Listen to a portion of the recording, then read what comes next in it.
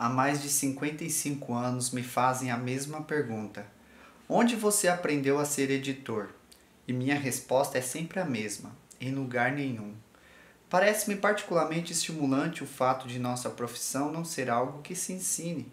Costumam me perguntar se não seria mais útil trabalhar numa gráfica ou numa encadenadora. E por qual motivo? Certamente não pretendo nem imprimir nem encadenar livros. Ou então me pergunto se não seria desejável que eu trabalhasse pelo menos por um período curto numa livraria. E por qual razão? O fato é que desde os 12 anos eu frequento quase diariamente livrarias na minha cidade ou em qualquer lugar onde eu esteja. Passo horas e horas lá dentro. Não importa em qual lado do balcão, seja como comprador ou vendedor. Para quem tem paixão por livros e pelo ofício de editor, a livraria é o seu lar.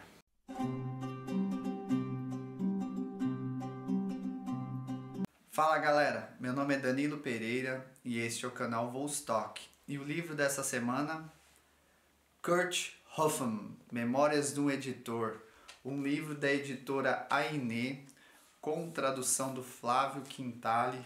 E que livro, gente! Meu Deus do céu! Quem é leitor, quem é apaixonado por literatura, tem que ler esse livro aqui. Quem foi Kurt Hoffmann? Ele foi apenas um dos maiores editores de todos os tempos, do século XX, né?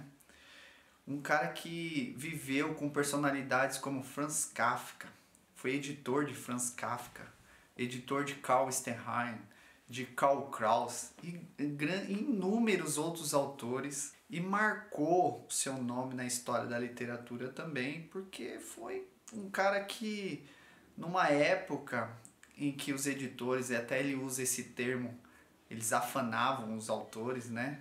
Eles iam atrás, procuravam, assim, seduziam os autores para trazer para suas editoras.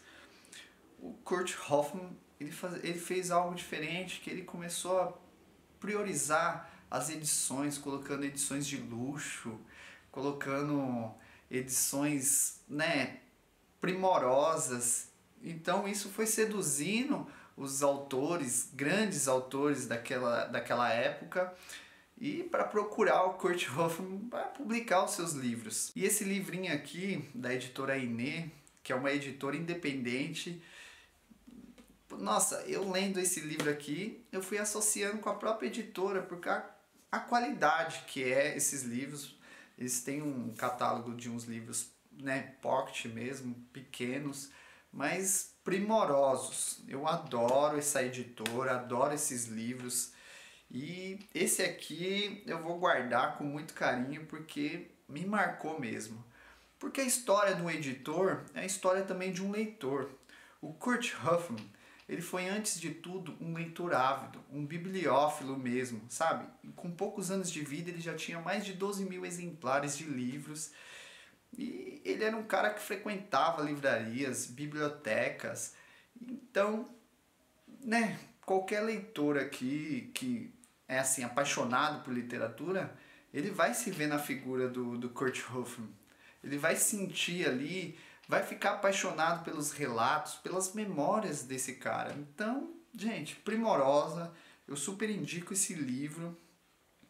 O Kurt Hoffmann, ele nasceu em 1886 em Bonn, na Alemanha, e filhos de pais professores, né, entrou na faculdade, abandonou a faculdade de letras para trabalhar numa editora, e lá resolveu em 1913 fundar sua própria editora. E assim, era um cara que vivia, andava nos meios culturais ali, bastante conhecido, com grandes personalidades, mas o diferencial dele foi isso: ele priorizava as edições com preço bom e com uma qualidade excepcional. Coisas que, né, tipo, tem gente que não concorda, mas você pega uma editora que nem a Carambaia, que nem o Ubu, que priorizam a edição, chamam a atenção, sim. E imagine naquele tempo, em 1920, 1930, né? Aqui ele vai relatar algumas memórias até surpreendentes, como a do James Joyce, que procurou ele, mandou uma carta querendo ser publicado, pelo autor, queria que, né, a editora dele publicasse as obras do James Joyce em alemão. E ele falou que viu aquela carta com aquele alemão todo escrito errado e desprezou. Depois de 2 anos, o James Joyce lançou Ulisses, que foi um sucesso, saiu por outra editora na Alemanha, e ele depois foi lá, viu aquela carta, falou, meu Deus, o que eu fiz, né? Se arrependeu. E tem vários outros relatos de arrependimento de autores que ele não lançou, que ele desprezou, e até ele fala que tem que ter um pouco, o editor tem que ter um pouco essa postura de acreditar em alguns autores, ele tem que ler as características do mundo que o cerca, né? Dos tempos. Então, às vezes o editor fica só publicando, aquela editora só publica aquele autor, enquanto, né, a vida requer outros assuntos, outros temas, e às vezes passa despercebido. Então, assim, o Kurt Hoffmann, ele vai provocar a gente aqui a olhar, principalmente as editoras independentes, as outras editoras, o ofício do editor mesmo. Ele viveu uma época ali em que, diferente da nossa, que o editor às vezes tem contato com o representante do autor, é através de e-mail. Não, naquela época era conversa cara a cara. Então ele vai falar aqui o primeiro contato que ele teve com o Franz Kafka, né? Que ele lançou o livro Meditações do Kafka na Alemanha, e o Kafka era um cara inquietante, né? Ele dizia que o Kafka mesmo falava que até um rabisco dele, quando era publicado, inquietava ele, não gostava. E o amigo do Franz Kafka, que era o Max Brod, ele pegava os escritos do Kafka, levava para as editoras, lá eles já fechavam um contrato e ele só levava para o Kafka assinar, e o Kafka, meu Deus, mas eu não mandei pegar meus livros, não mandei pegar meus escritos. E era assim que funcionava para o Kafka publicar alguma coisa. Então vai mostrar essa relação do autor, né, com o editor. Outro escritor também aqui que ele aborda foi o Karl Kraus, né, um escritor austríaco bastante provocador, tem os livros de aforismos. Gente, e que personalidade era o Karl Kraus. Eu já gostava dele, já li algumas obras dele, e assim, era um cara peculiar. Ele procurou o Kurt Hoffmann e falou assim, ó, a única coisa que eu não concordo, que até gostaria de ser publicado pela sua editora, mas assim, é por causa o catálogo de vocês publicaram fulano de tal, que eu odeio, que eu desprezo. E o Kurt Hoffmann guardou isso, né, e tentou de todos os jeitos publicar o Karl Kraus, mas não conseguiu. O que ele fez? Ele fundou uma editora dentro da sua editora para a exclusividade da obra do Karl Kraus. Então, gente, era um cara que sabia conversar, lidar, por isso que ele é considerado um dos grandes editores do século XX, né? É interessante essa relação do Kurt Hoffmann com Karl Kraus, que eles não eram amigos, mas assim, gostavam de ficar juntos, conversarem.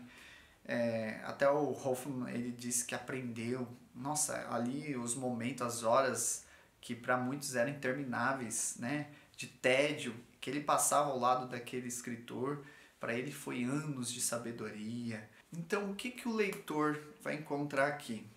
Vai ser um livro de memória só? Não. Vai ser um livro com um relato apaixonante, incentivador. Eu lendo esse livro aqui, gente, me deu uma vontade de ser editor, de fundar uma editora, publicar, procurar escritores, obras que não saíram ainda em língua portuguesa, conversar com os tradutores, chegar pro Flávio Quintali aqui e falar para ele, ô Flávio, não, vamos publicar Carl Stenheim aqui no Brasil, porque não existe nenhuma obra dele traduzida. Eu tenho uma vontade de ler uma peça dele chamada A Calça. Não, mas tem em inglês, tem em espanhol, mas em português não tem.